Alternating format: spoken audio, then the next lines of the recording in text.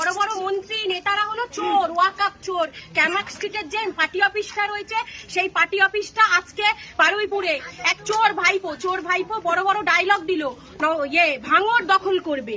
ভাঙড় দখল করা অত সহজ না। নওশাদ সিদ্দিকী বাংলার সারা মানুষের মনের ভেতরে রয়েছে, শুধু ভাঙড় না। এরপর পিসিকে একটা কথা এখান থেকে বলে যেতে চাই যে 2026-এর ইলেকশন এইবারে হবে, মানুষ ভোট দেবে, সাধারণ মানুষ ভোট দেবে চুরি দুর্নীতি এসবের বিরুদ্ধে গিয়ে। এবার পুলিশ প্রশাসনের ঘাড়ের ওপর চেপে আর বেশি দিন থাকা যাবে না। তৃণমূলের শেষের দিন শুরু হয়ে গেছে। তৃণমূলের খেলা এইবার তৃণমূল খেলা করছিল, তো এবার সাধারণ মানুষ সাধারণ জনগণ এবার 2026-এ খেলবে। এই যে আমার আইএসএফ এর কর্মীরা আছে, এই আমরা চলে যাওয়ার পর যদি পুলিশ বা কোনো তৃণমূলের দুষ্কৃতীরা এসে এদের ওপর কোনো অত্যাচার করে তাহলে কিন্তু পুলিশ প্রশাসনকে একটা কথা জানিয়ে রাখলাম, থানা ঘেরাও কাকে বলে সেটা দেখানো হবে আমাদের পক্ষ থেকে।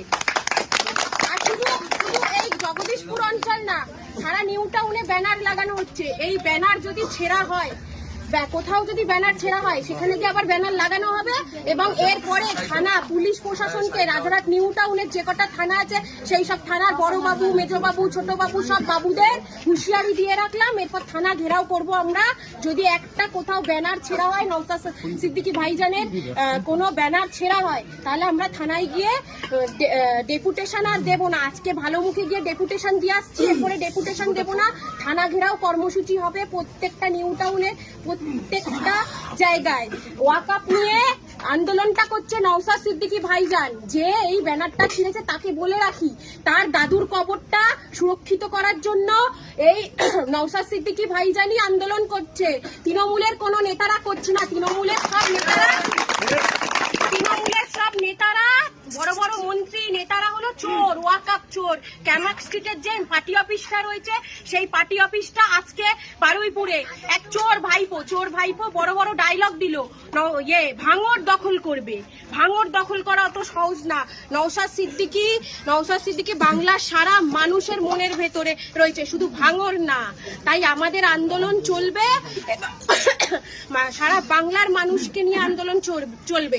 এবং ভাইপো আর পিসিকে একটা কথা এখান থেকে বলে যেতে চাই যে 2026-এর ইলেকশন এইবারে হবে, মানুষ ভোট দেবে, সাধারণ মানুষ ভোট দেবে চুরি দুর্নীতি এসবের বিরুদ্ধে গিয়ে।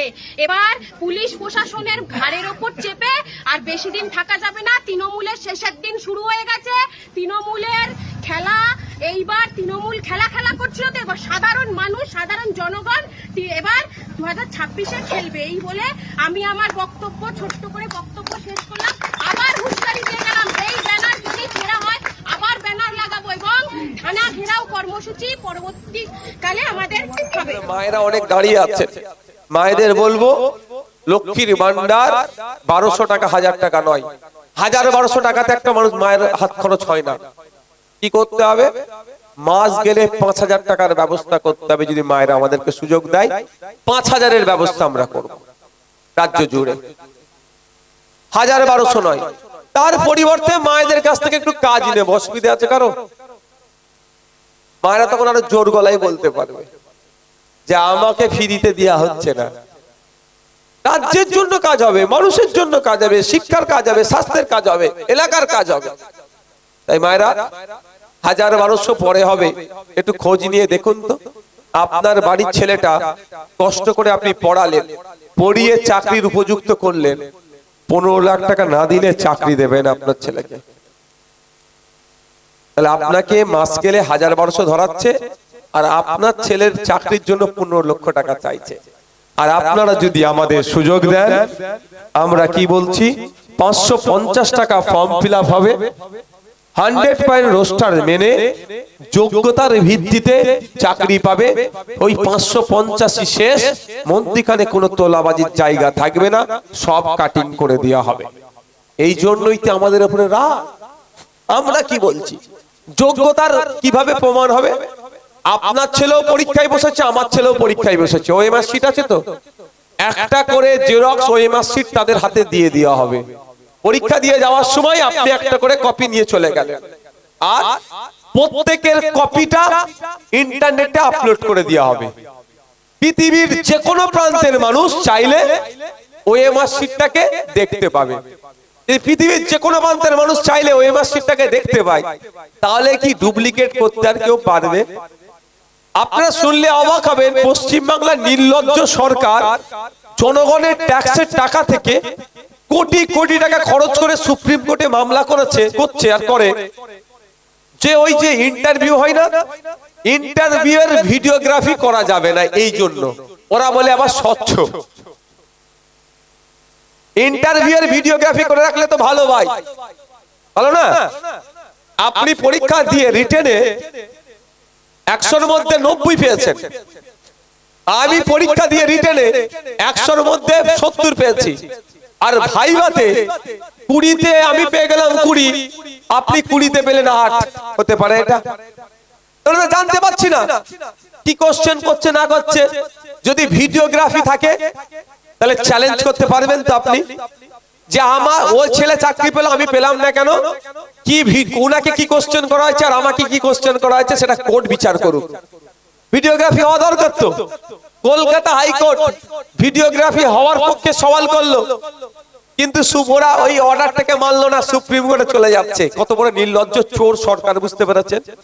সরকারটাই চোর, সরকারটাই চোর সরকার হয়ে গেছে এই চুরি করবে বলে।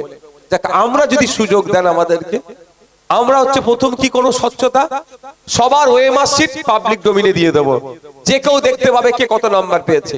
আর মৌখিক যখন হবে কি হবে, তখন ভিডিওগ্রাফি হবে, যে কেউ চাইলে যে কোনো চ্যালেঞ্জ করতে পারে।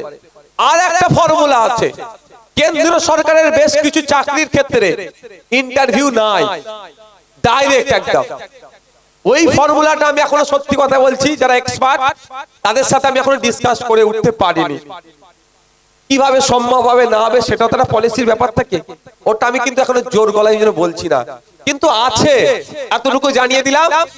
ডাইরেক্ট পরীক্ষা হয়, রিটেন পাস করলো, নম্বরের ভিত্তিতে চাকরি পেয়ে গেল।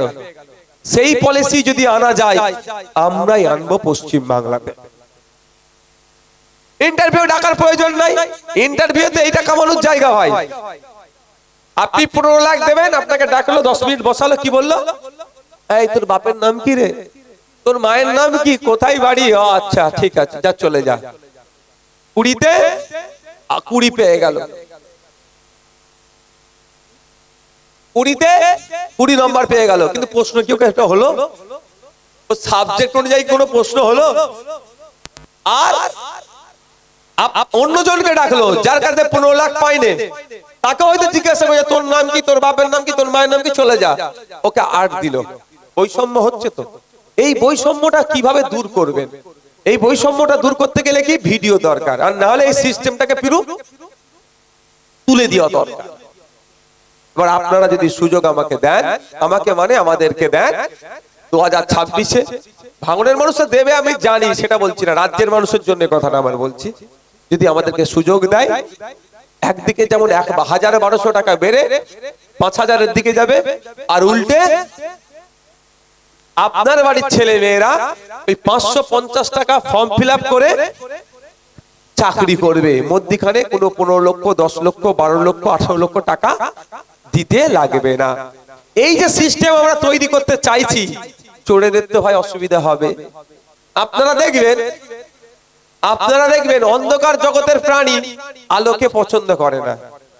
অনেক জায়গায় দেখবেন লাইট ফাইট লাগাই ভেঙে দেয়, কেন বলুন তো? ওখানে সন্ধ্যের পরে বসে একটু আড্ডা দেয়, তারপরে বুঝতে বলতে লাগবে নাকি? ওদের অসুবিধা হয় যে লাইট লাগালেই ভেঙে দেয়। তো আইএসএফ কে কেন ভাঙতে চাইছে এরা? আইএসএফ লাইট লাগাচ্ছে, সমাজকে আলোকিত করতে চাইছে, সমাজকে সঠিক দিশা দেখাতে চাইছে, সমাজকে সঠিক পথে গতি নিয়ে যেতে চাইছে। কারো সাথে বৈষম্য হবে না, কারো সাথে অন্যায় হবে না, নারী তার অধিকার নিয়ে বাঁচবে, নারীর সাথে কোনো অন্যায় হবে না, নারী তার নিরাপত্তা পাবে, পুরুষ তার অধিকার পাবে, ছাত্র তার স্কুলের পরিকাঠামো ফিরে পাবে, যারা পাস আউট হবে যোগ্যতার ভিত্তিতে উচ্চ শিক্ষায় শিক্ষিত যারা হয়েছে তারা চাকরি পাবে, কোনো অন্যায়কে বরদাস্ত করা যাবে না। এই সমাজ ব্যবস্থা আমরা নিয়ে আসতে চাইছি। ফলে এটাতে কাদের অসুবিধা হবে? যারা চুরি করে খায়, লুটে খায়, বিধবা ভাতা থেকে কাটিং করে খায়, বার্ধক্য ভাতা থেকে কাটিং করে খায়, আবাস যোজনা থেকে কাটিং করে খায়, বালি চোর, কয়লা চোর, গরু চোর, পাথর চোর, চুরি করতে করতে মৃত মানুষের চোখ চোর। কল্যাণ দেখেছেন তো, মৃত মানুষের চোখ চুরি করে নিয়েছে। এই চোরেদের অসুবিধা হবে, তাই চোরেদের অসুবিধা হবে বলে গুটি কয়েক চোরের জন্য পশ্চিম বাংলার 10.5 কোটি মানুষ কি ওই চোরেদের কথাই চলবে? হ্যাঁ, 10.5 কোটি মানুষ চোরেদের কথাই চলবে না, চোরেদেরকে পরাস্ত করার জন্য তৈরি হচ্ছে। আমাদের উপর এত রাগ কেন?